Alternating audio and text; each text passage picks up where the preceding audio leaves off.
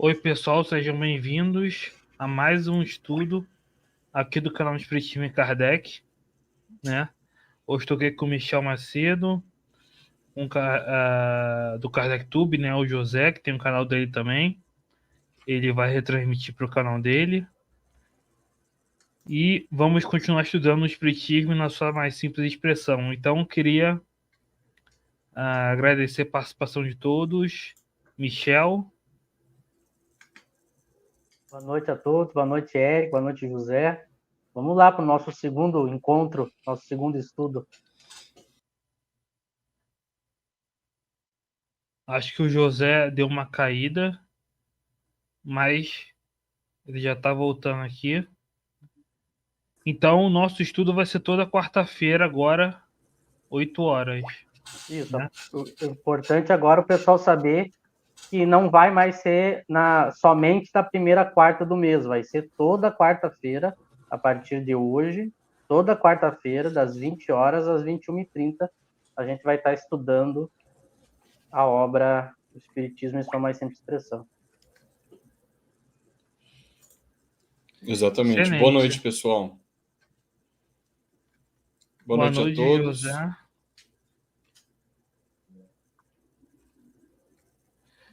Então, agora que a gente já se apresentou, né?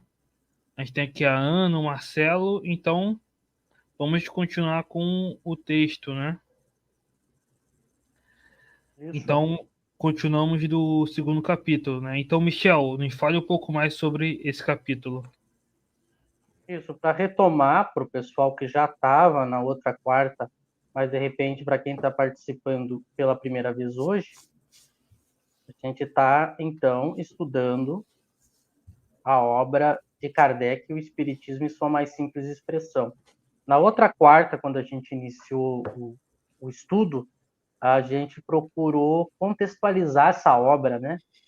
Explicar um pouco para as pessoas quando ela foi lançada, qual o objetivo que Kardec tinha ao lançar ela. A gente viu que é uma obra curta, que ele escreveu justamente como uma obra introdutória para o estudo da doutrina, uma obra que ele procurou simplificar da maneira possível para atingir a todas as inteligências, a todas as pessoas de todas as classes, né? Ele deixa isso bem claro que ele quer popularizar, né, o espiritismo através dessa obra, inclusive uma obra pequena que tinha um custo muito barato, né? Então a gente salientou o sucesso que essa obra fez e como ela atingiu o objetivo. Depois a gente viu um pouco da estrutura dela, ela é dividida em 3 partes, né? E ele começa falando sobre esse histórico do espiritismo, né? E a gente leu só o primeiro parágrafo, fez alguns comentários. Hoje a gente vai iniciar o segundo. Não sei se vocês querem relembrar alguma coisa do último estudo antes de a gente já partir para a leitura, fiquem à vontade.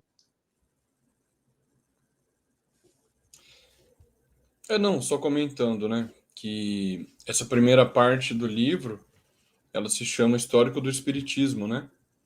E depois, na segunda e na terceira parte, Kardec vai extrair as conclusões, as máximas do ensino dos espíritos, né?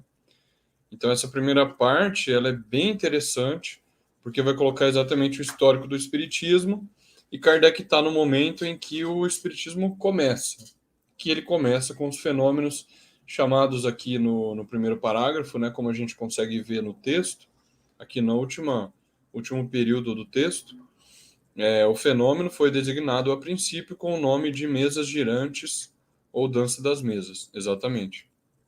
Que é um nome popular que ficou conhecido na época, né? A gente sabe que esses fenômenos eles ganharam muita notoriedade. Todos os jornais, mesmo os jornais não espiritualistas, publicavam notícias sobre esses fenômenos, né? Que tiveram origem lá na década de 40 do século XIX, também nos Estados Unidos, né? Como a gente comentou no estudo passado. Então é muito interessante a gente ver esse início do espiritismo, que por vezes o espírita até conhece o nome, mesas girantes ou dança das mesas, mas não sabe exatamente como ele começou e principalmente a consequência que eles tiveram, né? que Kardec vai afirmar depois que o Espiritismo demonstrou por fatos, por evidências, a existência da alma.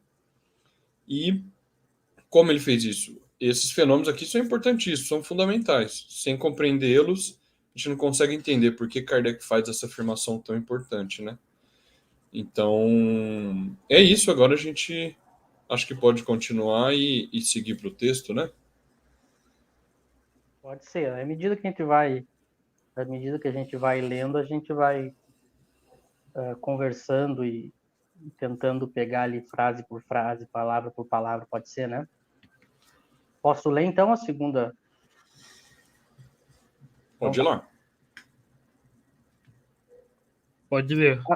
Até então, o fenômeno podia explicar-se perfeitamente por uma corrente elétrica ou magnética, ou pela ação de um fluido desconhecido, e essa foi, aliás, a primeira opinião formada. Mas não se demorou a reconhecer, nesses fenômenos, efeitos inteligentes. Assim, o movimento obedecia à vontade. A mesa ia para a direita ou para a esquerda em direção a uma pessoa designada. Ficava sobre um ou dois pés sob comando. Batia no chão o número de vezes pedido. Batia regularmente, etc. Ficou então evidente que a causa não era puramente física. E a partir do axioma, se todo efeito tem uma causa, todo efeito inteligente deve ter uma causa inteligente. Conclui-se que a causa desse fenômeno devia ser uma inteligência.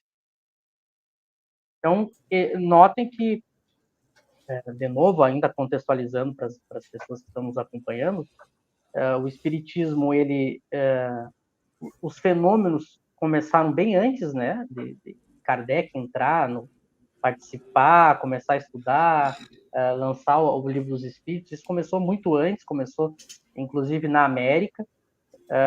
Ali no primeiro parágrafo ele procura explicar que fenômenos são esses, né? São fenômenos que começaram a chamar muita atenção, foi notícia entre as pessoas, nos jornais, até mesmo da polícia, e nota uma lógica muito simples. A partir do momento que ele explica o que acontecia, agora a gente vai para como se tentou explicar o que estava acontecendo, né? Esse segundo parágrafo ele já dá uma primeira ideia das primeiras tentativas das pessoas que se deparavam com esses acontecimentos, com esses fenômenos, as primeiras tentativas de explicação, né? E aí ele mostra que naquele momento se tentava, no primeiro momento, explicar aquilo que estava acontecendo com as mesas, né? Até com as próprias batidas, tudo mais, por uma corrente elétrica ou magnética, ou seja, uma explicação puramente física, né? Imagina, a gente tem uma mesa se movimentando e a gente tenta explicar naturalmente a gente tenta explicar por algum meio físico, né? Algo está influenciando ali, aquela mesa está se movimentando. Só que o que se percebeu é que esse movimento que a mesa fazia, ela não era puramente mecânica, física, né? Mas ela demonstrava ter uma inteligência ali, né? Ela se dirigia às pessoas, ela batia quantas vezes as pessoas pediam. Então, isso vai fazer com que se pense, bom, não pode ser uma causa puramente física, porque há uma inteligência nesse fenômeno. Então, como ele diz ali, né? Ele fala sobre axioma, eu vou deixar depois também para o José tratar mais do que se entende por axioma, né? Mas é uma ideia muito simples. Se a gente tem um efeito inteligente, a causa há de ser inteligente, né? E aí que começa a se buscar uma causa, não só numa explicação física. Agora eu passo para vocês. É interessante isso, né? Porque veio os fenômenos, né? Como a gente explicou, né? Veio a tipologia, a sematologia, depois a psicografia, enfim. E se tentou primeiro, com os movimentos das mesas, se explicar pelo magnetismo, né? O próprio Kardec estudou o magnetismo antes, né? O magnetismo animal do Mesmer, né? Antes de se tornar espírita, né? Mas se viu pelo axioma, né? Que é essa verdade auto-evidente, né? Como na matemática o ponto é um axioma. O José pode explicar também melhor depois. Se todo efeito tem uma causa, todo efeito inteligente tem uma causa inteligente, né? E se todo efeito inteligente. Então, isso pode ser aplicado tanto ao universo, né? Por Deus, assim que se chega à conclusão de Deus, e também às mesas gerantes, né? Só que aí depois surgiu outras hipóteses, né? Tinha a hipótese de que vinha da inteligência do médium, ou da inteligência universal, só que Kardec constatou que vinha de uma inteligência oculta, né? Isso Kardec elabora no capítulo Sistemas do Livro dos Médiuns, né? E na introdução do Livro dos Espíritos também, né? E no que é o Espiritismo, enfim. Exatamente. É interessantíssimo isso, porque essa parte, este parágrafo onde a gente está, ele vai dar origem a toda a ciência espírita, né? É por essa constatação de Kardec de que os fenômenos eram inteligentes, é que vai possibilitar a existência do espiritismo. Então, assim, quando a gente, lendo isso, a gente observa a postura de um homem de ciência de Kardec. Se surgem fenômenos novos, você precisa tentar dar uma explicação primeiro nas teorias científicas já conhecidas. Então, quais eram esses fenômenos? Mesas girantes, a princípio mesas girantes, né? Era um movimento de objetos, como ele fala aqui, batidas, ruídos, não é? Que aconteciam na intimidade, na casa das pessoas. Então, movimento de objeto, qual é a ciência que explica este fenômeno? É a física. A física estuda já no século XIX, você já tinha muito bem estabelecida a mecânica de Newton, que tinha dado uma explicação bastante completa sobre o movimento dos objetos, sobre a mecânica dos objetos. E a mecânica do Newton, ela dava explicação do movimento dos objetos, dos pequenos objetos aqui na Terra e dos astros. Então era uma explicação fantástica na época, porque ele conseguiu no século XVIII, né, 17 para o 18, conseguiu unificar o movimento, na mesma explicação, o movimento dos astros com o movimento com o pêndulo, com a queda de corpos pequenos aqui na Terra. Então, a atitude prudente, eu diria, do homem de ciência, que vê movimento de objetos, é tentar buscar uma explicação física. Vai buscar na mecânica de Newton. Bom, então, alguma força invisível está movendo esse objeto. Pode ser a força gravitacional, prevista pela lei do Newton, ou pode ser uma força, como o Kardec chamava na época, né, um fluido. Pode ser um fluido elétrico, um fluido magnético, ou mesmo, ainda nas explicações físicas, materiais, um fluido ainda desconhecido. Poderia ser um fluido que ainda não se conhecesse, mas que a física viria a descobrir, né? Então é muito interessante, nesse primeiro momento, a gente notar essa atitude de homem de ciência mesmo, de Kardec. Mas, a partir do momento, e aí é que Kardec chama atenção, principalmente no diálogo O Crítico, né, lá do que é o Espiritismo, ele fala, olha, para se tirar uma conclusão satisfatória e prudente de um fenômeno, é preciso observar bem e observar muito, certo? Então ele fez isso com esses fenômenos. Ele observou bem, observou muito e constatou que ali não havia apenas um movimento mecânico. E, claro, ele não foi o único a constatar isso. As pessoas se ocupavam desses fenômenos. Todo mundo via isso, né? Então, isso é um ponto fundamental do início do Espiritismo. O momento em que o fenômeno deixa de ser apenas mecânico e passa a apresentar manifestações inteligentes. Veja, isso é muito curioso. Pelo mero fato de a mesa responder a um comando, já mostra ali uma vontade livre e que não pode ser mais mecânico o fenômeno. Pelo mero fato de a mesa, você dizer vá para a direita, ela vai para a direita, vá para a esquerda, ela vai para a esquerda, obedecendo a um comando, esse fenômeno não pode ser mais mecânico.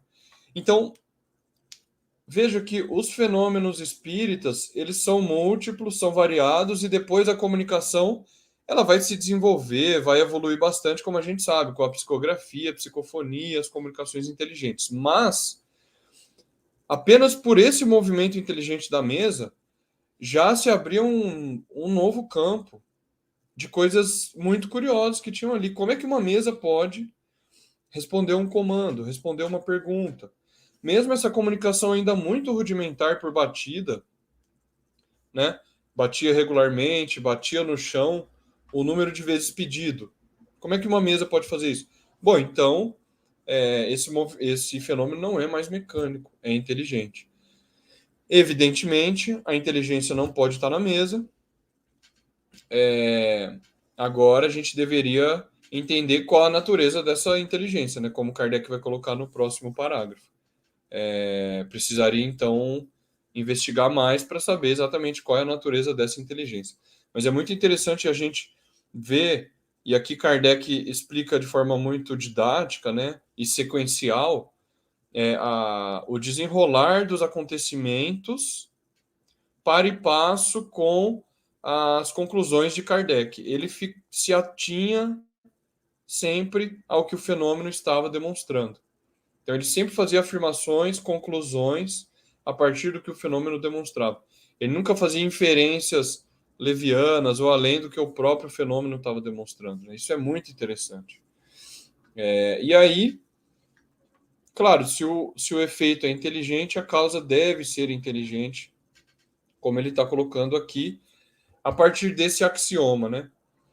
Então, axioma é um termo utilizado na filosofia para se referir a um certo princípio autoevidente, quer dizer, evidente por si mesmo, e que não precisa ser demonstrado, não precisa ser provado.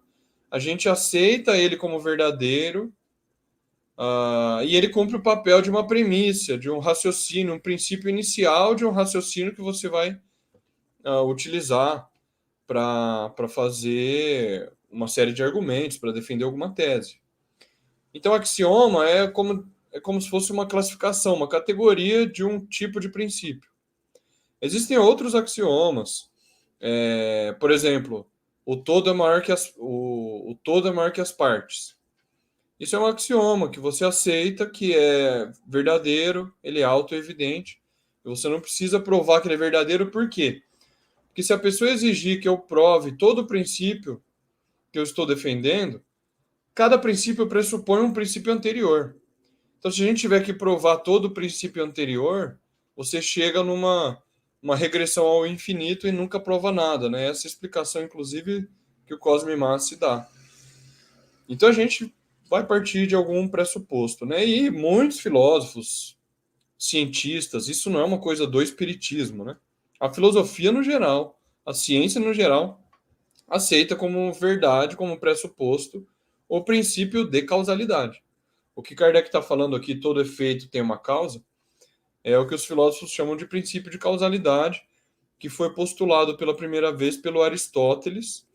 Aristóteles fez todo um estudo sobre a causa, o que seriam as causas, qual o papel das causas no mundo, e colocou, inclusive, que uma explicação científica é dar a causa de um fenômeno. Então, é exatamente o que Kardec está fazendo aqui.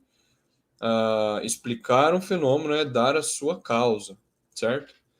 Então, Kardec está buscando a causa do fenômeno e está raciocinando baseado nos fatos, né? Exato, José. E tu vê que o próprio relato que ele vai dando de como ele procedeu, como se observou as coisas, como se tirou conclusões, esse próprio histórico que a gente está vendo já vai mostrando como foi um comportamento genuinamente científico, né? Ele é simples, ele é fácil de entender, porque, nota, tu tem algo acontecendo, tu está tentando explicar o que é que está causando esse algo, aí tu tenta usar o que já tem de conhecimento, né? Tu tenta usar a ciência já conhecida. Bom, mas o problema é que a ciência já conhecida, ela não pode explicar isso porque, como ele mostra, não saiu da esfera do fenômeno puramente físico, mecânico, porque tem uma inteligência. Então, ao mesmo tempo que é profundo, é simples das pessoas entenderem. Eu percebi, olhando o próprio fenômeno, olha como é ABC de ciência, né? Eu mesmo observando as pessoas, qualquer pessoa que participasse ali, podia observar exatamente isso. Eu observo que o fenômeno, ele demonstra uma intenção, uma inteligência por trás. Então, ele não pode ter uma explicação puramente física. É como se a gente tivesse sentado na nossa casa e, de repente, algum objeto se movesse. Vamos tentar imaginar a gente nessa situação. Daqui a pouco a gente diz, não, mas foi o vento que derrubou, foi alguma coisa, mas daqui a pouco o movimento começa a demonstrar uma intenção, né? Eu peço para ele ir para um lado, ele vai, eu peço para ele subir, ele sobe, eu peço para descer. Bom, já não pode ser mais uma coincidência puramente física, né? Ele tem uma inteligência ali. E nota que naturalmente a pergunta que qualquer pessoa faria, seguindo uma lógica, bom, tudo bem, eu já sei que há um fenômeno, que ele tem uma inteligência por trás, que agora vem a pergunta, que inteligência é essa? Nota que é uma lógica simples, porque é o que as pessoas perguntariam, bom, então que inteligência é essa que está movendo os objetos? E qual é a natureza dela, né? O que ela é? O que é ela, né? Inteligência é essa que vai mover a mesa e vai obedecer, inclusive, ordens, né? Então, eu acho que esses parágrafos, eles são simples e, ao mesmo tempo, mostram Kardec fazendo ciência, né? Nota, ele não está imaginando alguma coisa, criando uma... Não, é uma simples observação de um fenômeno usando também a racionalidade, a lógica, né? Então, o próprio histórico do espiritismo é também um fundamento da ciência espírita, mostrando como Kardec fez uma ciência, porque é só acompanhar, é como tu bem colocaste, né? Esse uso desses princípios, esse modus operandi, ele é comum em todas as ciências. É isso que as pessoas também precisam entender. Não é uma coisa que só Kardec fez, Kardec inventou. Genuinamente o básico de qualquer ciência funcionar desse jeito. Então, por isso que o espiritismo ele não faz nada extraordinário no sentido que ele inventou a roda. Ele só está lidando com um fenômeno novo, por isso que nasce uma teoria nova, porque é um fenômeno novo. Exatamente. É muito interessante porque você falou uma coisa interessante, né? Kardec tem um raciocínio simples aqui. E são perguntas que qualquer pessoa, usando bem a sua razão, não tendo preconceitos, ela faria. Pô, se o fenômeno é inteligente, deve ter uma causa inteligente. Qual é a natureza dessa causa? Todo mundo vai querer saber qual é a natureza dessa causa, dessa inteligência. E aí você vai investigar. Então, Kardec ele teve esse cuidado de não ter preconceitos, não ter ideias preconcebidas. O fenômeno chamou a atenção dele, né? E ele, por algum motivo, ele viu que tinha algo de interessante ali, porque como a gente vai ver adiante, muitas pessoas se ocuparam dos fenômenos, e quando a febre passou, né? Como o próprio Kardec vai dizer, quando a febre passou, as pessoas abandonaram aquilo e foram para o próximo passatempo, para o próximo entretenimento. Ele não, ele e muitas outras pessoas, não só ele, né, viram que tinha algo interessante ali no fenômeno.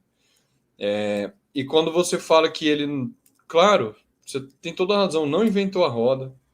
Kardec conhecia as ciências. Se a gente pegar o capítulo Caráter da Revelação Espírita, o primeiro capítulo da obra Gênese, a gente pode até extrair uma visão de ciência de Kardec ali, como ele via a ciência, porque ele fala que uma ciência se desenrola como consequência da outra, né? Você tem primeiro a física, depois você teve a química, Depois você teve vários campos que viria a se constituir como a biologia, mas que ainda eram campos separados, como a zoologia, fisiologia, etc. E uma ciência ela não seria nada sem a outra, Kardec diz, né? Então, Kardec era um homem de ciência que conhecia essas ciências. Então, ele como está demonstrado aqui no Espiritismo, ele soube como observar os fenômenos, extrair as conclusões, as deduções úteis, né, para construir uma ciência do zero, que não é fácil. Veja, você fazer uma iniciação científica, fazer um mestrado, um doutorado, para fazer uma pesquisa científica já não é fácil. Agora, você criar uma ciência do zero, às vezes a gente não para pensar o empreendimento que foi essa obra de Kardec, você criar uma ciência do zero e fazer as afirmações que ele faz, criar uma ciência da alma, que existia muita descrença com relação a isso. As pessoas, os homens de ciência, os filósofos acreditavam que era impossível fazer isso, que era impossível. E Kardec dominou no peito e falou, não, vamos fazer, os fenômenos estão aqui, estão diante de nós. Eu não posso ter preconceito, não posso ignorar esses fenômenos. Vamos fazer. Então é um empreendimento incrível, assim, incrível começar essa ciência do zero, uma ciência da alma, coisa que ninguém tinha feito antes, é realmente incrível. E o último detalhe sobre isso é que aqui no caso, Kardec está esse raciocínio, buscando a causa do fenômeno, está criando uma ciência nova.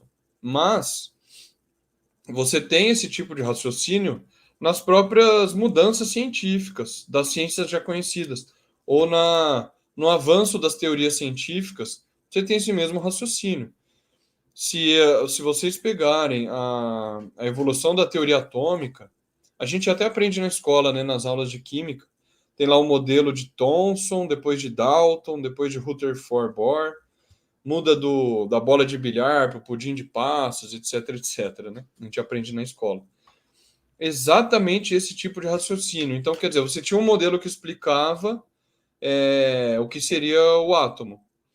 Novos fatos, no caso desse contexto, novos experimentos davam ensejo a características diferentes do fenômeno, que a teoria já não estava abarcando mais.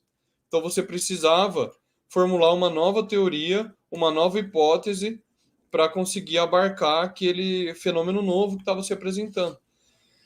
E aí você faz uma mudança na teoria, faz um ajuste ou uma mudança profunda na teoria baseado exatamente nesse raciocínio, que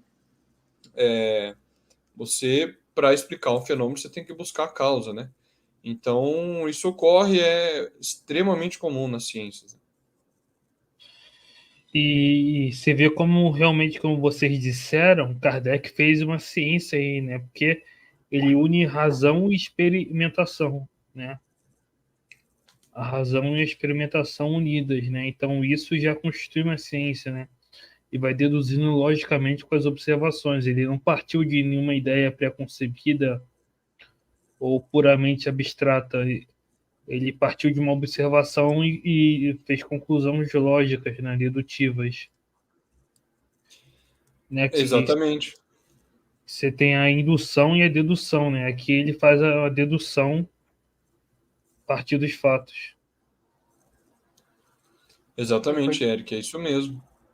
E é bem como o José colocou, que às vezes os próprios nós do meio espírita, a gente não para pensar no quão genial alguém tem que ser para desenvolver uma ciência, para fazer uma ciência surgir, desenvolver, porque às vezes as pessoas ignoram que Kardec era um gênio, né? Porque uma é saber fazer ciência, que é uma coisa que exige, que ele demonstra, e ele vai demonstrar no decorrer, né, do trabalho dele, como ele bem sabia fazer. E outra é ele saber fazer uma ciência do zero, aplicar o método científico num fenômeno novo, num objeto de estudo novo.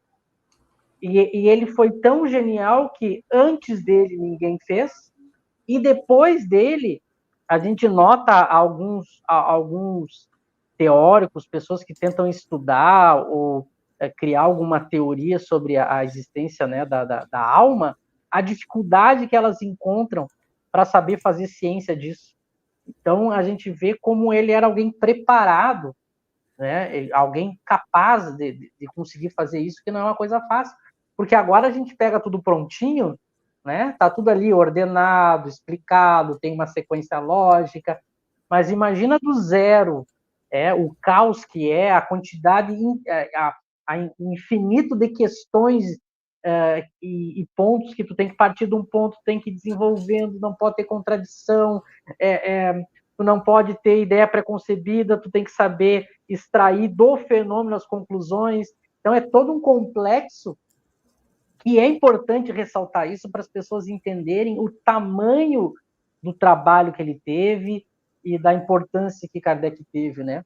Que às vezes as pessoas pensam que ele simplesmente pegou textos prontos, colocou em uma forma organizada nos livros, publicou, mas é muito mais complexo e difícil o trabalho que ele desenvolveu, né?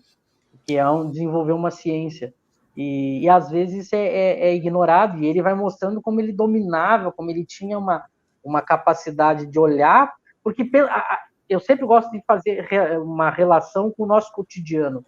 Nós que somos, nós, eu digo, humanidade comum, né? A gente está diariamente se deparando com centenas, milhares de fenômenos que a gente não sabe nem explicar, que nem nos desperta algum tipo de reflexão ou busca de causa. Então, nota que o papel de um bom cientista, né, o quanto eles nos auxiliam, porque eles pegam fenômenos corriqueiros e conseguem tirar daquilo ali uma explicação para as leis da natureza, né? Todos os grandes cientistas foram assim, inclusive Kardec, né? Milhares de pessoas tomaram contato com esse fenômeno das mesas girantes. Milhares de pessoas. Mas as pessoas não conseguiam nem enxergar naquilo ali uma possibilidade de uma coisa mais profunda, de extrair uma teoria que iria modificar a humanidade como um gênio como Kardec fez. Então isso é próprio dos grandes cientistas, né? Eles olham para os fenômenos, para a natureza, para o dia a dia, e eles conseguem tirar dali coisa que depois a gente aprende com eles, né? Mas isso demonstra o que eu quero ressaltar aqui é o valor de um grande cientista, e nesse caso aqui falando de Kardec, né? Exatamente. Você comentou um ponto interessante, Michel, sobre as tentativas de criar ciência sobre os fenômenos que depois vieram a ser chamados de fenômenos psíquicos, né, no século XX. O Silvio Schibeni tem um artigo interessante sobre isso, falando dos erros dessas tentativas do século XX de criar ciência sobre isso. Por quê? Porque o pessoal tentou importar métodos quantitativos usados em outras ciências, nas ciências naturais, na psicologia, para tentar investigar esses fenômenos psíquicos, né? E Kardec não caiu nesse erro. É muito interessante porque é curioso que, por vezes, ele se refere ao médium, à capacidade do médium, como a potência do médium, ou o poder do médium, né? Quer dizer, tem médios que têm uma capacidade mediúnica superior e outros têm uma capacidade mediúnica inferior. E ele falava potência, poder. Mas ele nunca caiu no erro de tentar criar uma equação, uma variável, como a física, como as ciências naturais fazem, para tentar calcular o poder do médium, percebe? Ele entendeu que se essas inteligências são uma alma, a alma dos homens que viviam na Terra, como ele vai colocar depois, essas almas elas podem se comunicar e dizer como é o funcionamento do mundo espiritual. Ele resolveu fazer uma ciência qualitativa, investigar os aspectos desse mundo espiritual, mas através da comunicação e da observação dos fatos também, né? Porque no espiritismo não tem só...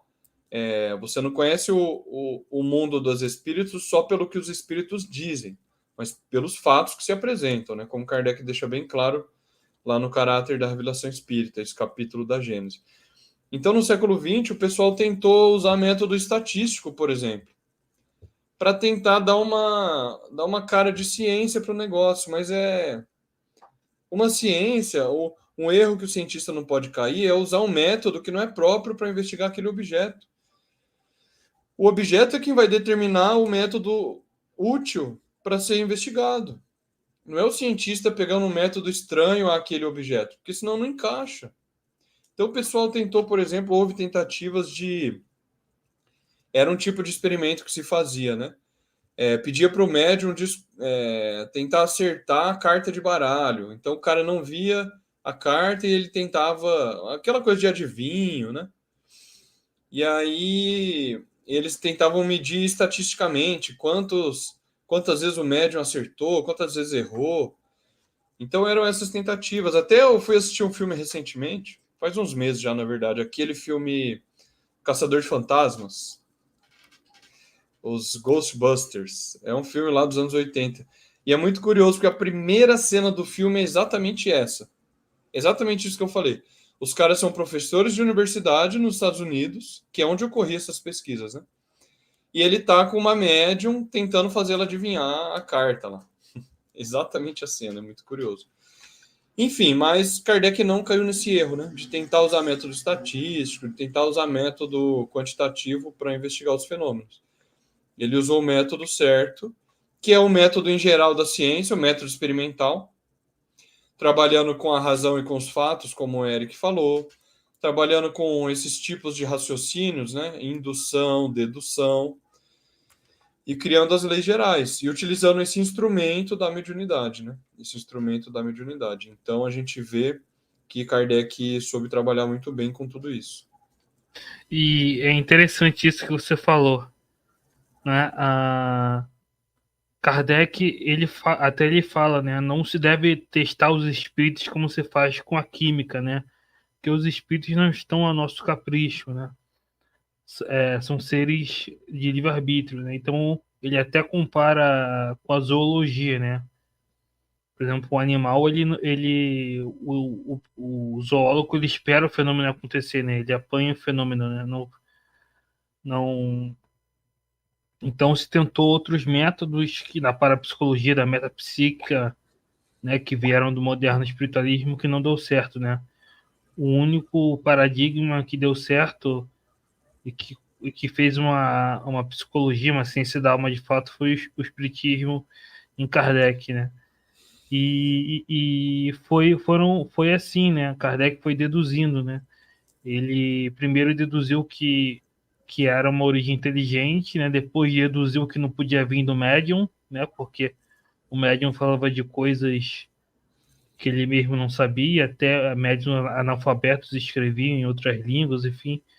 E aí o próprio fenômeno, né? Por ser inteligente, revelou sua natureza, né? Nós somos as almas que viveram na Terra ou em outros mundos. E aí, a partir disso, ele foi construindo, né, dedutivamente e viu que as opiniões dos espíritos variavam, né? Daí veio o entendimento que havia uma escala, e aí o controle universal, né, a escala espírita. Então, foi tudo deduzindo pela observação. E aí, tirando as conclusões filosóficas e morais, né? Porque outros pesquisadores da época, né, William Crookes, Wallace, eles viam apenas o aspecto fenomenológico, né? Kardec viu bem além das mesas girantes e tirou dali uma filosofia e uma moral, né, que nos ajuda. Exato, é bem isso, Eric. Ainda para a gente concluir essa questão, é uma coisa que eu costumo falar bastante, sempre para quem estuda comigo, que é uma coisa que a gente tem que se acostumar e prestar bastante atenção. Muitos caminhos que Kardec não tomou, não seguiu na construção da ciência espírita, muitos estudiosos do espiritismo, mesmo na época dele, mas muitos depois, raciocinaram da seguinte maneira: Kardec não foi por aquele caminho, então é uma coisa que ainda falta a gente fazer, então precisa de um complemento, eu preciso ir lá e preciso fazer e trilhar aquele caminho que Kardec não percorreu. É um ponto que ainda está incompleto na teoria. Só que muitas vezes esse raciocínio que muitos estudiosos no meio espírita fizeram, eles não entenderam que o Kardec não foi por aquele caminho, não porque ele deixou um ponto em aberto ou incompleto, mas justamente porque ele sabia os erros no sentido metodológico, no próprio sentido epistemológico, de ir por aquele caminho. Quando se Não trata porque do ele não tivesse pensado, né? não porque ele não tivesse pensado, ou não sabia, ou ele errou naquele ponto. Não, ele justamente não foi por aquele caminho porque ele sabia que aquele caminho era equivocado, não traria problemas para a teoria. Então é curioso porque as pessoas acham que algo vai complementar ou corrigir, mas que na verdade foi uma sabedoria de Kardec não fazer, não tratar ou não ir por aquele caminho. E é isso que eu acho importante. O nosso grupo, que é um dos grupos que quer mostrar essa genialidade de Kardec, que às vezes as pessoas não sabiam que ele tinha, né? Porque às vezes se diminui a figura dele, e é importante a gente já começar a salientar desde o início do nosso estudo. As pessoas vão ver, estudando aqui conosco, como ele foi certeiro e sábio nas escolhas que ele fez na construção da ciência espírita. E não que ele foi ingênuo em algumas partes e que agora alguém vai tentar... E todas as pessoas que tentaram ir, pelo menos no meu entendimento, muitas pessoas que eu vejo tentar teorizar coisas e ir por um caminho que Kardec não foi, elas criam diversos problemas ou contradições que ele, justamente por saber disso, não criou e não foi por esse caminho. Né? Eu acho que isso é muito importante de salientar para as pessoas que forem nos ouvir. Exatamente, eu concordo com tudo que você falou, é isso mesmo. Eu queria só retomar um ponto que o Eric falou sobre não colocar os espíritos à prova, né? Kardec enfatiza isso várias vezes em O que é o Espiritismo, e ele está correto, porque todo fenômeno na natureza, independente de qual ciência seja, biologia, química, física, você precisa se colocar nas condições para observá-lo, né? A gente já comentou isso algumas vezes. Então, para você, se você quer observar os fenômenos espíritas, você tem que cumprir algumas condições. Você tem que não pode querer colocar os espíritos à prova. Você deve ir com desejo sincero de se instruir. Você deve se instruir pela teoria primeiro, etc, etc. Todas aquelas recomendações que Kardec faz, né? Então, nenhum fenômeno ele vai se apresentar da maneira exatamente como o experimentador deseja. Claro, às vezes em laboratório ele consegue reproduzir um fenômeno, mas mesmo para reproduzir ele tem uma série de condições a cumprir. Ele tem instrumentos a utilizar, ele precisa calibrar da maneira correta aqueles instrumentos, ele tem uma teoria prévia que vai direcionar a observação do fenômeno. Ele não faz essa observação completamente imparcial, do zero, neutra, né? Ele já tem uma teoria por trás que vai direcionar a observação do fenômeno. E tem uma série de fenômenos naturais, o exemplo que eu sempre dou é do eclipse, né? Suponha que uma pessoa ela é cética, não acredita que uma lua cheia pode ser tampada de repente, uma noite. Aí a pessoa fala, não acredito, só vou acreditar se ocorrer hoje aqui na minha janela a lua for tampada. Aí o astrônomo vai falar para ela, olha, isso não vai acontecer, porque esse fenômeno vai ocorrer só daqui 2 anos, em 2025, no dia tal, etc. E ainda assim, quando chegar lá no dia, a pessoa pode não conseguir observar, por conta das condições do clima, ou do local geográfico que ela está na Terra. Então, existe uma série de condições que a pessoa deve cumprir para poder observar o fenômeno. E com o espiritismo não é diferente. Não é diferente. Isso é importante, né?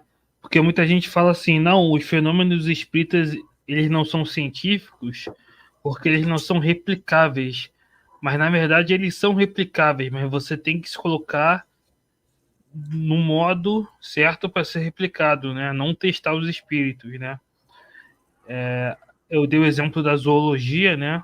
O zoólogo ou o antropólogo, por exemplo, ele não tem que ficar provocando. Ele vai estudar uma tribo indígena, ele não vai lá ficar provocando o comportamento, senão ele vai interferir até. Ele espera que aconteça, né? Eu sempre dou o exemplo também das ondas gravitacionais na própria física, né? Não dá para replicar, né? Foi observado em 2 laboratórios lá porque foi algo excepcional. Então, mesmo a física hoje em dia não é replicável, mas não é ao bel prazer do cientista, né? Então a pessoa chega no centro e fala assim: eu quero ver essa mesa voando, senão não é ciência. Não é assim que funciona, né? Exatamente. O exemplo que você deu, Eric, acho que até Kardec comenta esse exemplo do zoólogo, né, do naturalista, é muito bom, porque para observar o comportamento de um animal, não adianta o biólogo falar assim, não, eu vou observar os hábitos alimentares da onça pintada, mas eu vou lá no Pantanal em horário comercial, que é o horário do meu trabalho, né, das 8 às 6, para tentar observar. Sendo que, se não me engano, a onça pintada tem hábitos noturnos de alimentação, certo? Então, é por esse motivo que os biólogos vão lá, colocam uma câmera escondida no mato e conseguem filmar a onça caminhando, eventualmente caçando, etc. Porque você precisa arrumar alguma maneira de conseguir se adaptar à característica do fenômeno. E não o contrário, não tentar forçar o fenômeno a atender a maneira como você quer, porque não vai acontecer. O exemplo que o Eric deu do antropólogo, você vai estudar uma tribo indígena, muitas vezes teve pouquíssimo contato com o ser humano lá no meio da Amazônia. Fala, não, paga uma passagem para os indígenas virem até a cidade para a gente entrevistá-los. Não faz sentido. O antropólogo tem que ir lá. Ele tem que ir lá observar em loco o negócio.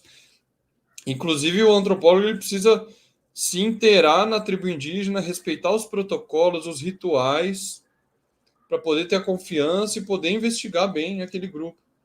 É toda uma adaptação do cientista.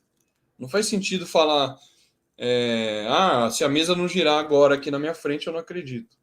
Se o espírito não aparecer na minha frente aqui, eu não acredito. Então, as pessoas, elas mostram que não conhecem o básico de ciência, né? Quando afirmam esse tipo de coisa. É muito importante a gente tratar disso, né? Habituar a quem quer estudar a doutrina a pensar sobre essas questões, a refletir sobre isso, para não, porque às vezes a gente é levado a não fazer certas reflexões, ou a gente nunca ouve alguém falar. Vejam bem, a gente está tratando do histórico do espiritismo, né? Ele vai mostrando o fenômeno que surgiu, as reflexões e conclusões em cima desse fenômeno observado. E às vezes as pessoas pensam, é muito comum quando se fala assim, vai ter um congresso sobre ciência e espiritualidade, vai ter um congresso sobre ciência e o espírito. E é muito curioso que geralmente quando esse tipo de tema, a gente vai ver o que o palestrante fala sobre experiência de quase morte. O que atualmente a medicina já trouxe sobre experiência de quase morte. Mas olha que curioso, as pessoas entendem que isso é um trabalho científico. Realmente é um trabalho científico que muitos estudiosos, psiquiatras, médicos no mundo inteiro fazem. Mas elas não enxergam que isso aqui que Kardec está relatando também é um relato científico da doutrina espírita, onde eu estou apresentando os fenômenos espíritas e o modo como o teórico ali observou, o que ele concluiu. Né? Às vezes as pessoas acham que só aquilo que veio de outros cientistas é ciência do espírito, mas elas não conseguem entender que isso aqui também é. Claro, a gente não vai entrar agora, porque a gente vai procurar seguir o texto, mas depois a gente vai ver como o peso que tem o fenômeno das mesas girantes comparado, inclusive, aos próprios fenômenos de quase morte, como esse caminho que o Espiritismo tomou de ter analisado lá no século XIX as mesas girantes, eles também têm implicações fortes para as conclusões. Porque nota que quando eu estou estudando o fenômeno de quase morte, eu ainda estou envolvendo um cérebro ali. Há um cérebro envolvido na própria experiência. Aqui, quando eu tenho as mesas demonstrando um efeito inteligente, nem o cérebro eu tenho. Então, do ponto de vista de tu tentar combater a ideia materialista, é ainda mais forte ainda. Porque num fenômeno de quase morte eu ainda posso dizer que tem um cérebro ali. E na mesa eu nem isso tenho. Porque os materialistas vão tentar mostrar que tudo é fruto do cérebro, né?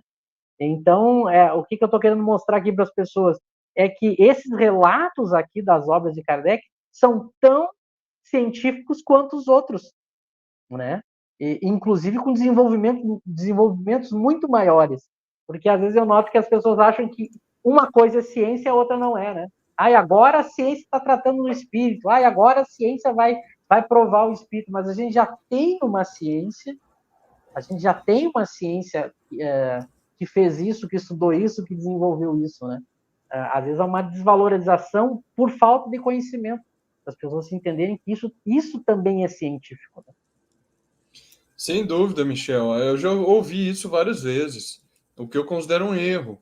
Alguns espíritas dizerem, olha, quando é que a ciência vai reconhecer a realidade do espírito? Veja, já existe uma ciência que demonstrou a existência da alma, a existência e a sobrevivência da alma.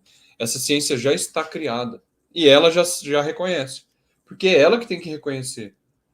Lá na introdução do Livro dos Espíritos, Kardec vai dizer: o espiritismo não é da alçada da ciência. O Cosme Massi sempre ressalta isso também. Cada ciência tem o seu campo de investigação próprio. Cada ciência deve saber muito bem quais são seus limites, qual é a fronteira entre uma ciência e outra. A gente não deve ficar esperando que a física, a química e a biologia reconheçam a existência da alma. Se reconhecerem ou não, não conta muito para esse fato, percebe? Mas se o espiritismo ou se a economia começar a negar a lei da gravitação, os físicos vão falar, tá bom, podem negar o quanto for, não, ou podem aceitar também, não faz muita diferença para a realidade da lei, para a realidade da lei. Então, os espíritas eles têm esse pensamento de ficar esperando quando a ciência vai reconhecer. Olha, é muito bom se os cientistas reconhecerem, porque eles vão estar reconhecendo mais uma lei natural, mais uma força natural que existe na natureza, e vão estar alargando o próprio conhecimento deles sobre a própria natureza. Porque é de interesse de todos. É de interesse da ciência investigar as leis da natureza. Mas como Kardec coloca também nesse capítulo que eu já mencionei várias vezes, né, da Gênese, o capítulo número 1, as ciências ordinárias, materiais e o espiritismo se completam um ao outro.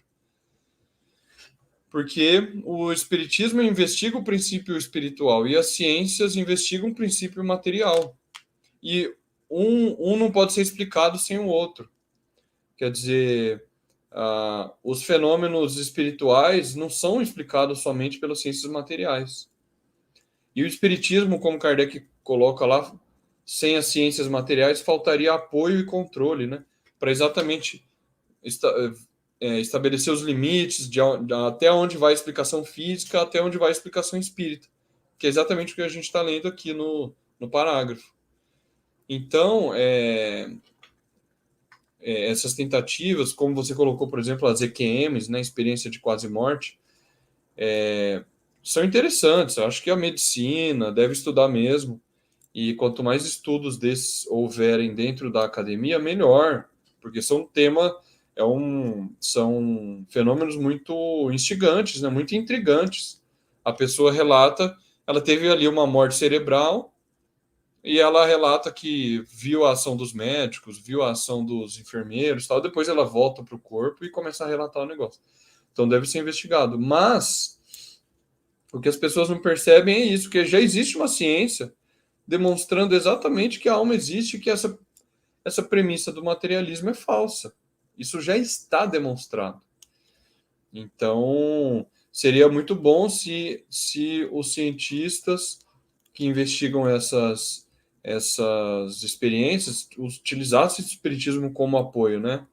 Eles poderiam dizer, olha, como o espiritismo já demonstrou que a alma existe e esse fenômeno das EQMs apresenta tais e tais características, existe uma altíssima probabilidade de que seja a alma da pessoa que está fora do corpo e dando aquele relato.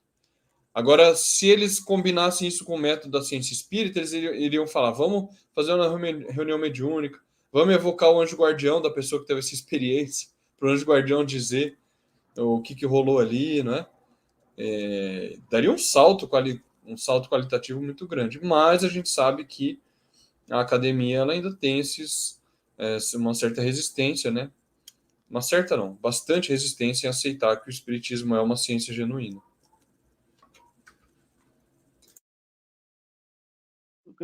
Eric, a gente tem até aqui sobre o que foi tratado, alguma questão que alguém tenha mandado, ou podemos seguir e ler o próximo parágrafo?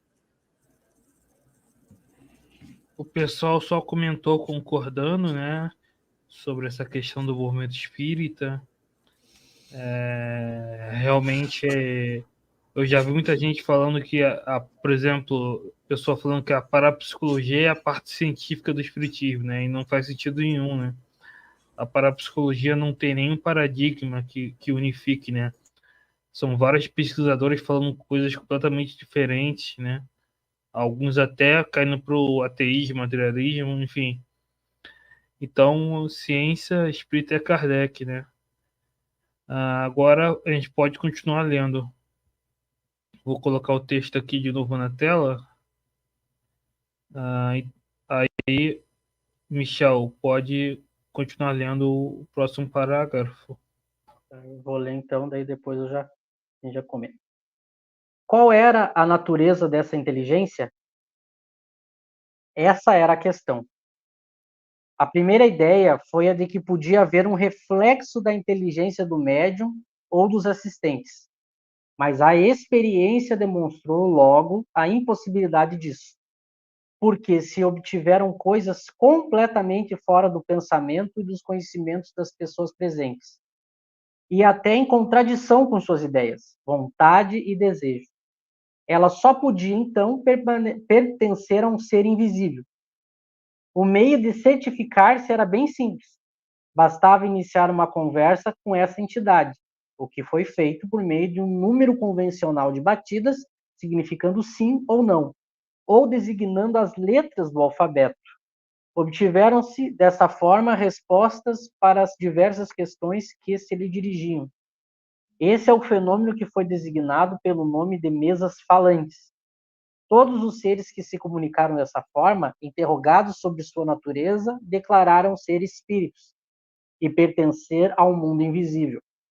Como se tratava de efeitos produzidos em um grande número de localidades, pela intervenção de pessoas diferentes e observados por homens muito sérios e esclarecidos, não era possível que fossem joguete de ilusão. Então, olha, é um parágrafo bem profundo, bem denso, né? Com certeza a gente vai ficar só nele até o final, acredito, porque a gente já havia comentado, né? A partir do momento que tem uma inteligência se manifestando, a pergunta é: que inteligência é essa? E aí ele já relata aqui a primeira ideia. Imagina, a primeira tentativa de explicar a inteligência que estava ali movimentando as mesas era um reflexo da inteligência do médium ou dos assistentes. Imagina, a gente tem ali pessoas em volta de uma mesa e essa mesa está se movendo e obedecendo ao pedido dessas pessoas. Então, naturalmente, as pessoas pensaram, bom, de alguma maneira, que a gente não sabe como, é o próprio reflexo do pensamento dessas pessoas que estão ali, que estão interferindo naquela mesa. É um raciocínio natural, de uma certa maneira, pensar isso, né? Mas aí nota o observador, né? Como ele diz ali, logo se demonstrou que não podia ser. Por quê? Ele diz, por que se demonstrou que não podia ser? Porque a mesa, ela dava, ela se comunicava, tinha uma comunicação ali que dizia coisas que estavam acima da inteligência das pessoas presentes. Então, como é que poderia ser algo da cabeça das pessoas presentes, se está dizendo coisas que essas pessoas presentes não sabem, ou então contrárias ao que essas pessoas pensavam ou desejavam. Então eu digo assim, olha, a mesa está se movendo porque é reflexo do pensamento de quem está em volta, tá, mas a mesa ela está demonstrando uma intenção contrária às pessoas que estão ali. Então nota que contradiz essa explicação. Logo, Não pode ser essa explicação, há uma contradição. E aí é uma coisa que as pessoas às vezes não sei se pensam também, mas nota, se eu posso fazer perguntas para a mesa e ela responde, e ele diz ali o modo, né? Através de batidas eu digo, olha, por exemplo, uma batida quer dizer A, 2 batidas quer dizer B, 3 batidas C. Então imagina, eu estabeleço uma maneira de me comunicar, vou anotando ali, formando palavras e frases, então eu estou me comunicando, por isso que ele diz, né, mesas falantes. Se eu posso fazer perguntas e a mesa está respondendo, uma pergunta muito natural eu posso fazer. Se eu estou procurando entender a causa daquilo, né? Eu pergunto para a própria mesa, né? O que é você? Quem é você? Que é o que foi feito, né? Ele diz ali, todos os seres que se comunicaram, interrogados, né, sobre a sua natureza, eles disseram, se declararam ser espíritos e que pertenciam ao mundo invisível. Então, nota, eu faço, como eu tenho um meio inteligente de comunicação, eu posso perguntar para a própria mesa, e ela dá uma explicação, e ela se declarou serem espíritos e pertencerem ao mundo invisível. Não foi nenhuma conclusão, pelo contrário, as pessoas pensavam que era um reflexo do pensamento das próprias pessoas. A própria mesa deu uma outra explicação. Entende? Que curioso e que racional que foi todo o processo para se chegar a essa conclusão, né? Sim, com certeza. Se a gente parar para pensar, é muito natural. Se a mesa pode se comunicar, então vamos perguntar para ela o que ela é, ou o que quem está respondendo através dela é, né? Seria o sonho de qualquer cientista, imagina. O cientista tem um trabalho enorme para investigar uma entidade como o elétron, por exemplo, o átomo.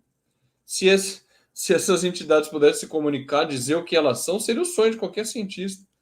O que você é, quais são as suas propriedades. Os cientistas precisam fazer uma série de experimentos sofisticados para investigar as propriedades do átomo, do elétron, etc. Então, se esses objetos da ciência pudessem dizer o que eles são, seria o sonho de qualquer cientista. E é muito natural, muito racional que Kardec perguntasse, é claro. Então, é como você falou, Michel, do momento que a mesa ela começa a responder, que é o fenômeno da mesa falante, né? E apresenta pensamentos contrários aos pensamentos dos médiums e dos assistentes, essa inteligência ela mostra uma independência. E aí já é o segundo passo que Kardec dá, né? Então, primeiramente é o fenômeno mecânico para o fenômeno inteligente, depois é você investigar qual é a natureza dessa inteligência. Investigando a natureza, você conclui que a natureza dessa inteligência ela não é o médium ou os assistentes. Então, essa é uma inteligência invisível, oculta. Não é nenhum de nós, não é o objeto, é uma natureza invisível, oculta. E aí, esses seres, como diz Kardec, e é curioso que ele fala, todos os seres que se comunicaram disseram que eram espíritos. Então, isso é algo que a gente comentou também no estudo passado, né? Não foi Kardec, provavelmente, né? Não foi Kardec que deu o nome de espíritos, né? Foram eles mesmos que disseram, nós somos espíritos, e depois vão dizer, nós somos as almas dos homens que viveram na Terra. Então, isso é muito interessante observar essa evolução dos fenômenos e a explicação que Kardec dava, a reflexão que ele faz em cima do fenômeno. O Jones está comentando alguma coisa, né, Eric? Exatamente. O Jones comenta aqui que a mesa é um instrumento, né? Porque o próprio Kardec se mostrou cético no início, né? Como uma mesa pode ter cérebro, né? Na verdade, a mesa é só um instrumento que os espíritos se utilizam através dos fluidos, né? É o efeito, não a causa. A causa é inteligente, está nos espíritos, né? Mas é interessante esse texto que a gente leu, né? Porque, como eu disse lá no Livro dos Médiuns, no capítulo dos sistemas, né? Kardec fala dessas teorias, né? Muitas teorias E uma delas é de que vinha na inteligência do médium, dos assistentes, ou até do universo inteiro. Teve uma teoria lá que diz que vinha do universo inteiro, né? E como é que caoticamente, telepaticamente, o médium ia pegar uma personalidade, né? Por exemplo, um falecido seu se comunica, né? Como é que o médium caoticamente ia na sua cabeça inconscientemente pegar as informações e reproduzir uma personalidade, né? É uma explicação muito mais extraordinária do que os espíritos, né? Então, para não aceitar os espíritos, as pessoas caíam em teses até mais ridículas, né? Tem um autor chamado René Guénon que ele era tão contra o espiritismo que, para não aceitar o espiritismo, ele acreditava na teoria dos gnomos, né? De que eram gnomos que faziam. Teve outra teoria da Madame Blavatsky que falava dos cascões astrais. Então, a pessoa, para não aceitar o espiritismo, apelava para qualquer coisa, né? E aí vem a navalha de Ockham, né? É a mais simples, a mais racional, a que explica melhor a totalidade dos fenômenos, né? Porque, por exemplo, alguns diziam é o sonambulismo, mas o sonambulismo pode explicar parte, mas o que explica o todo é a doutrina espírita, né? Que explica o todo, né? E aí é interessante que ele fala aí, né? Joguete de ilusão, porque tinha essa teoria também da ilusão, né? Da, dos transtornos mentais, né? Mas como é que a América, depois a Europa toda, foi vítima de uma ilusão, né? De um transtorno mental. Então estava todo mundo doido, né? A América toda, a Europa toda, pessoas sérias, cientistas, né? Prêmios Nobel, cientistas sérios, né? Kardec era um pedagogo, então isso não tem pessoas honestas, né? Que tinham desinteresse. Então realmente é, é um as outras teorias todas as outras teorias foram ideias preconcebidas. O espiritismo foi a única teoria que veio do fenômeno, veio dos próprios espíritos, né? Que não foi é a única teoria que não foi preconcebida, né? Exatamente. É muito interessante a gente refletir sobre essa questão da inteligência, né? Que é fundamental para o espiritismo. Sempre que você quer constatar se tem uma inteligência ali, você faz uma pergunta, né? Isso é básico assim do ser humano. Tem uma inteligência, tem alguém aí, a gente até pergunta, né? Você não está vendo, você ouve um barulho, em filme tem muito isso. Tem alguém aí? Bom, se responder é uma inteligência, não pode ser mais um objeto inanimado, né? É a diferença essencial entre um celular novo desses smartphones que tem inteligência artificial, né? Você faz uma pergunta para o Google, ou o iPhone tem a Siri, né? Nem sei mais se é o nome Siri, há um tempo atrás era. Mas você faz uma pergunta: oi, bom dia, que horas são? Aí a inteligência responde. Nesse caso, não é uma inteligência natural, é uma inteligência artificial, mas é uma inteligência. E se você pegar aquele Nokia tijorola, né, de 20 anos atrás, você faz uma pergunta para ele e não vai responder, porque não tem uma inteligência artificial ali, certo? Então, essa questão da resposta a uma pergunta formulada é o que vai caracterizar uma inteligência. É muito curioso que, veja, os espíritos são inteligências ocultas, inteligências invisíveis, né? Quando eu estava no mestrado, eu recebia vários e-mails, e muita gente recebe, né, para participar de pesquisas de psicologia. Então, a pessoa dizia assim: olha, responda um questionário, por exemplo, sobre saúde mental na pandemia, para eu inserir no meu mestrado, no meu doutorado. E esse questionário pode ser anônimo, não precisa pôr seu nome. Isso eu estou numa lista de e-mail da universidade, ou seja, a pessoa que está fazendo a pesquisa nunca vai saber quem eu sou. Mas por que é útil o resultado para ela? Porque se eu estou respondendo, então eu sou uma inteligência e ela nunca vai saber quem eu sou. Nunca vai saber. E esse é um resultado válido para a ciência. Então, é muito curioso a gente refletir sobre essa questão da inteligência. Se a inteligência, se alguma coisa, ela interage com você, responde uma pergunta formulada, ela reage a, um, a uma ação, né? Então, tem uma inteligência ali. Sabe que eu brinco com meus amigos aqui, né? Quando eles dizem assim, mas tu viu que caiu um objeto da mesa, algum objeto qualquer, né?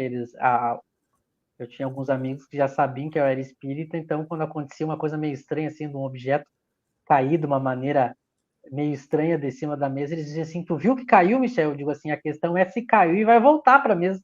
Aí que é a questão. Porque às vezes só cair tem uma explicação, é que nem uma luz piscando, né? Eu brinco, a luz, só porque a luz piscou, a gente não vai concluir que é algum espírito. O problema é se a luz começar a piscar e se comunicar comigo através da piscada, né? Mas voltando aqui, e nota de novo Kardec colocando os fenômenos, mostrando as diversas abordagens, mostrando por que ele vai ficar com determinada conclusão e não com outra, mostrando o problema da explicação, essa explicação do reflexo do pensamento das pessoas, né? As pessoas que tentam dizer, bom, realmente há um fenômeno, os objetos estão se movendo, há uma inteligência ali, mas não é um ser espiritual, não é uma alma que já morreu no corpo, não, é a própria inteligência dos seres vivos influenciando. E aí Kardec mostra as contradições dessa proposta, né?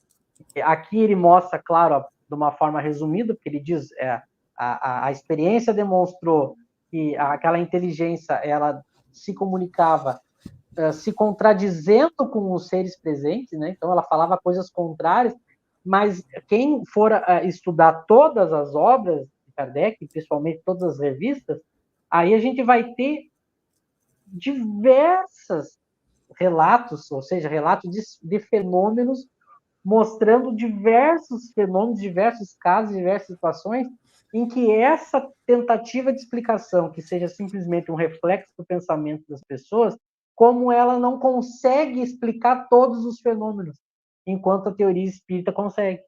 Então ele vai mostrar diversos exemplos no próprio livro dos médiuns, né? Aqui ele dá a ideia geral, né? Olha, essa explicação ela não é completa, por quê? Porque o que a mesa ali está falando diz o contrário do que as pessoas, inclusive, estão querendo.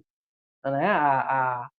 Muitas vezes, os membros participantes ali, eles queriam uma determinada resposta, então eles estavam querendo, e a mesa dava outra que ninguém tinha pensado. Então, como que poderia ser um reflexo do pensamento das pessoas que estão ali?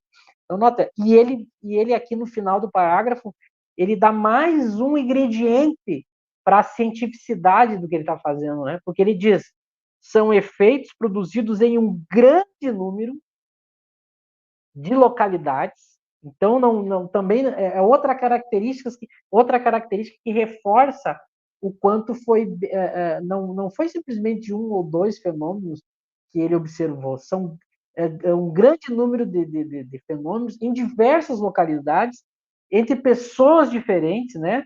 Pessoas que inclusive não se conheciam, e também com pessoas sérias participando, né? Porque se tivesse só pessoas com ignorantes ou pessoas que levassem tudo na brincadeira, né? A gente podia dizer que os relatos eles estavam adulterados, né? Mas a gente tem grandes pensadores ali, pessoas sérias, idôneas participando. Então, nota, é um conjunto de coisas, como é a ciência feita, né? É um conjunto de fenômenos, é um conjunto de situações, são comparações entre explicações que a gente vai vendo qual que não traz contradição, qual que explica de uma maneira mais lúcida, mais clara. Nota que a gente está vendo aqui o ABC da ciência, como ela é feita, como ela surge, né? Kardec vai mostrando a todo momento como ele vai tirando as conclusões dos próprios fenômenos e como ele vai pegando aquelas conclusões que melhor explicam o fenômeno, que não trazem contradições, né? Então é muito importante as pessoas verem como é rico estudar esse histórico do espiritismo. Por isso que lá no Livro dos Espíritos ele já faz isso, né? Quem pega lá a introdução do Livro dos Espíritos, ele já traz tudo isso daqui, né? Porque ele está fundamentando, ele está querendo mostrar que, olha, o que eu estou afirmando agora é fruto de todo esse trabalho, né? Ele não é simplesmente eu pensei, eu quis, ou eu vi pouco e já concluí, já publiquei um livro, já chamei isso aqui de verdadeiro. Não, há todo um trabalho, e a gente vê como é um trabalho científico, para se chegar a essa conclusão, mostrando como o espiritismo é realmente científico, né, e minucioso. A gente vai ver o passo a passo, né, de cada etapa, como vai seguindo isso aqui, é muito belo, é impressionante, e eu sempre tenho esse pensamento de que o dia em que a grande massa espírita mostrar para o mundo novamente isso aqui que a gente está vendo, né? O quanto foi bem feito e bem construído, a gente vai ter de novo o espiritismo aí nas grandes discussões mundiais, né? Porque justamente porque os grandes estudiosos passaram a não ter mais acesso a isso aqui, né? E talvez a coisa tenha se perdido, porque foi muito bem feito, muito bem construído, né? E às vezes a gente acha que precisa de outra, às vezes a gente acha que outra coisa que veio depois e que não tem a mesma riqueza e rigor vai servir mais para provar alguma coisa do que isso aqui, né? E o que a gente está tentando mostrar aqui nesse estudo é como aqui está, né, a fundamentação e a riqueza de como o espiritismo foi construído, né? Isso aqui é muito forte, né? Porque muitas vezes, por exemplo, médiuns analfabetos psicografavam coisas, né? Médiuns ignorantes psicografavam coisas sobre matemática, psicografavam poetas desencarnados. Então não podia vir da inteligência do médium nem dos assistentes ali, que muitas vezes também não sabiam, né? Então é uma inteligência oculta, né? E se tivesse ficado na tipologia do sim ou do não, poderiam até falar que é por acaso, né? Mas quando foi para a tipologia alfabética, né? Para a psicografia, psicofonia, aí teve toda uma riqueza de conteúdo que foi inegável, né? Então, realmente traz realmente a comprovação. Crianças também, né, Eric? Dando comunicação, não só comunicações de alto valor metafísico, filosófico, científico, como Kardec diz, né?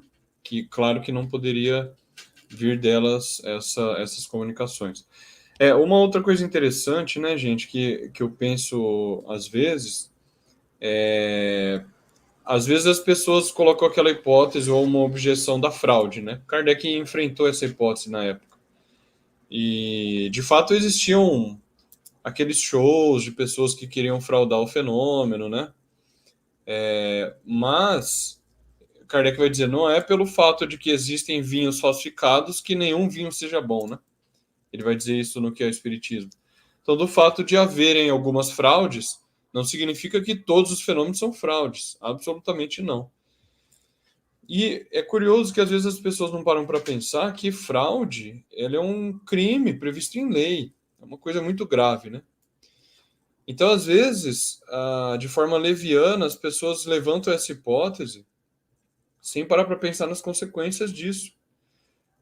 Por exemplo, hoje em dia, um médico que se ele formular um remédio, começar a vender sem a regulamentação das agências do governo, etc., ele pode ser enquadrado no charlatanismo, na fraude, e ele vai sofrer um processo grave.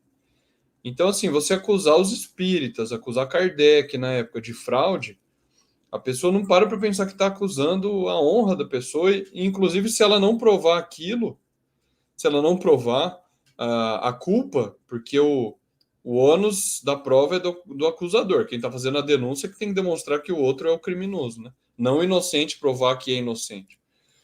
Se ela não provar, ela pode sofrer o processo contrário, de difamação, de danos morais, etc., né? Então, às vezes, as pessoas não param para pensar sobre isso e vão formulando hipóteses levianas, porque as pessoas querem dar alguma resposta, né? Isso que é muito curioso. Elas querem dar alguma resposta. Mas é importante a gente parar para pensar e estudar a obra de Kardec, né? Que você estava comentando, Michel, que se o movimento espírita estudasse a obra de Kardec, o espiritismo ele poderia no futuro voltar a ser estudado por pessoas sérias e por toda toda a sociedade, né? Isso ocorria no século XIX, né? Isso que é muito curioso. Mas eu acho que o movimento espiritualista moderno, né, do século XIX, ele foi tão amplo, tinha tanta coisa ali no meio, coisas sérias e coisas não sérias, que passou para a história como uma coisa que não é muito séria, que não tem nada de importante ali, né? E sendo que a pessoa precisaria separar o que é sério do que não é sério, o que é profundo, o que é científico, do que não é profundo, o que não é científico. Porque a gente sabe que no meio de tudo isso tem muito misticismo, tem muita coisa fantasiosa, né? E aí as pessoas ouvem falar nisso e falam, não, não tem nada de sério aí, é uma crença, é uma religião da pessoa, né? Então é importante, de fato, a gente fazer esse estudo, explicar para as pessoas que no meio de tudo isso, você tem uma obra muito séria que vale a pena ser estudada, né? Acho que é uma tentativa que a gente está fazendo aqui, né? Aí, essa questão da fraude, né? Primeiro, a sacada que Kardec teve foi de criar uma revista científica para mostrar os milhares de relatos dos fenômenos no mundo inteiro. Relatado, não só, e esses relatos não eram obtidos somente pelos espíritas, mas pelos jornais, inclusive os jornais que atacavam o espiritismo. Então, toda ciência ela tem também o seu conjunto de fenômenos, né? O seu histórico de fenômenos, o seu conjunto. E a revista ela é um prato cheio, né? A pessoa que tentasse colocar o problema da fraude, ela teria que inventar esse grave problema de explicar como que relatos no mundo inteiro, durante, pelo menos, pega o período da revista ali, durante 12 anos, centenas de relatos no mundo inteiro entre pessoas de todas as crenças, pessoas, inclusive, que não eram espíritas e nunca ouviram falar de espiritismo, todas as culturas, todas as classes sociais, participando e tendo os mesmos fenômenos relatados. Então, esse é de novo, é um problema que quem vem com a falácia da fraude, né, ela não se sustenta, né? E a outra sacada foi Kardec admitir que há fraudes, porque há, e inclusive quando as fraudes eram descobertas, ele publicava na Revista Espírita, justamente mostrando que o espiritismo ele não admite todos os relatos, ele não admite todas as tentativas de dizer que são espíritos participando. É óbvio que há ilusões, há fraudes, há pessoas interesseiras. A própria teoria espírita vai colocar isso como uma possibilidade verdadeira. Qual é o erro de muitos pensadores, muitas pessoas? É pensar que todos os fenômenos são fraude, né? E quando a gente pega aqueles fenômenos que Kardec apresentou durante 12 anos, né, isso é importante, são centenas de fenômenos durante 12 anos trazidos do mundo inteiro, e que as pessoas, inclusive, podem ir atrás historicamente, né? É um trabalho hoje que muitos espíritas estão fazendo que é de extrema importância, ou seja, Kardec cita determinado jornal de determinado dia de determinado país daquela época narrando determinado fenômeno. Hoje tem estudiosos do movimento espírita indo atrás desse jornal, né? Para a gente ter ele de novo aí disponível para a gente comparar. Isso tudo fortalece, né, a credibilidade dos fenômenos que a teoria foi construída. Então, são diversos também os momentos em que Kardec vai ajudar a desmascarar os fraudadores. Isso dá mais força ainda para a teoria espírita, né? Porque se ele tivesse adotado uma postura de não, todos os fenômenos são verdadeiros, pelo contrário, ele inclusive vai orientar os espíritas, né? Para que, em primeiro lugar, analisem se não pode ter uma explicação física, para que não achem que tudo é espírito. Teve esses dias eu não gosto de citar e não lembrar exato onde que está, né? Porque eu não gosto quando os outros fazem isso, mas Está na revista de 62, eu não vou lembrar agora aonde, né? Me perdoem por isso. Mas acreditem em mim, no meu relato. Mas há um momento que o próprio Kardec fala de pais que procuraram entrar em contato com a sociedade dele para falar sobre a sua filha adolescente que estava obsediada. E aí Kardec chega a comentar assim que ela demonstrava mais ser uma menina birrenta e preguiçosa do que ter algum espírito interferindo ali. Ele chega a dizer isso. Né? Eu não lembrava desse relato, agora que eu estou relendo eu vi. Eu cheguei a anotar em algum momento, eu vou pesquisar e eu trago a referência para todo mundo na próxima quarta. Mas nota, o próprio Kardec, então, combateu muito bem essa questão da fraude, né? Embora a gente saiba que hoje, como o José colocou, né, a gente tem as pessoas, às vezes, do nosso próprio meio que são ingênuas, ou que acreditam em tudo que envolve a questão do espírito. Infelizmente, isso acontece. Mas eu não posso confundir isso com a teoria espírita. E a teoria é uma coisa e as pessoas são outras. Não, é exatamente, é como Kardec falava, né? Não é porque existe o vinho falso, não existe o vinho verdadeiro, né? E fraude acontece na própria ciência material, né? Por exemplo, na paleontologia já teve caso de fósseis falsificados e nem por isso vai se negar todos os fósseis, né? A mesma coisa com o espiritismo, né? Não é porque tem fenômenos ou no sonambulismo, no magnetismo, não é porque tem fenômenos fraudulentos que todos são, né? Ainda mais quando tem o desinteresse material e moral, né? Porque a pessoa ficaria fazendo aquilo, né? Às vezes por ano, desinteressadamente, sem ganhar nada material ou moralmente. E muitas Então, eram prejudicadas, né? Muitas, porque, claro, há pessoas que ganham dinheiro com isso, ganham fama com isso, mas a gente vai ter relatos no século XIX de pessoas que, pelo contrário, elas perdiam dinheiro, elas perdiam a credibilidade, elas eram ridicularizadas.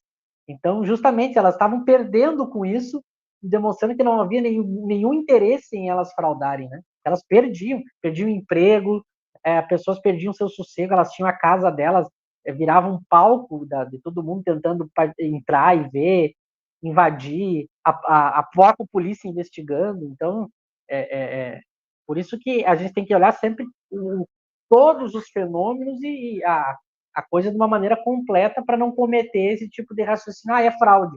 Bom, se eu for aplicar a falácia da fraude, todas as ciências deixariam de existir. Porque eu tenho diversas situações de pessoas que se passam, a gente tem relatos, por exemplo, de pessoas que se passam por cientistas, se passam por determinado médicos, por exemplo, tem gente que entra, a gente já vê no jornal a pessoa que se passou por cirurgião. Bom, mas isso quer dizer então que não há cirurgiões e a cirurgia não é uma coisa que funciona, que existe? Então não faz nenhum sentido. então essa é a ideia, né? As outras hipóteses, elas podiam explicar parcialmente, né? Mas o espiritismo, né, era a única que englobava a totalidade dos fenômenos, né? E, então era a melhor teoria, a melhor hipótese, a melhor teoria explicativa, um poder explicativo. Tem alguma questão ainda aí? Alguém deixou alguma questão para a gente encerrar? Eu acho que a Nelly comentou a referência do texto, né, Eric? Sim, ela perguntou se é esse aqui. Eu tenho que ver. Hoje eu tenho anotado ali. Eu vou na quarta que vem eu trago. Eu não lembro agora de cabeça. Legal, legal. Legal ter os amigos do IDEAC acompanhando aí, né? A Nelly, o Jones. O Jones falou aqui, ó, o estudo está fantástico.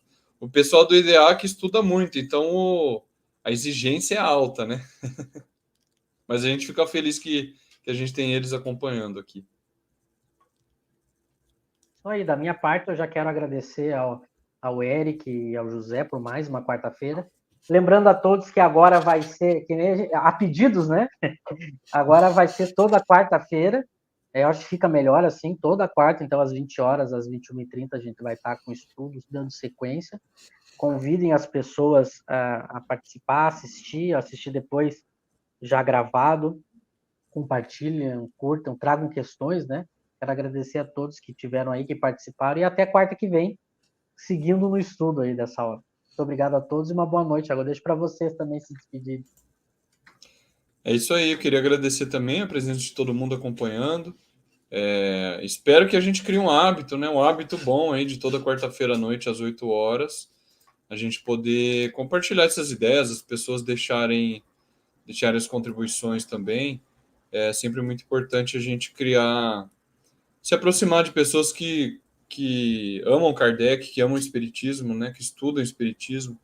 A gente criar essa rede de contatos, de comunicação, realmente é muito importante e a gente fica feliz de compartilhar o ideal espírita, né, que é o mais importante para a gente. Então é isso, como o Michel falou, quarta-feira que vem a gente está aí de novo. Então é isso, pessoal. Curta, compartilhe, se inscreva e nos vemos no próximo vídeo. Até a próxima.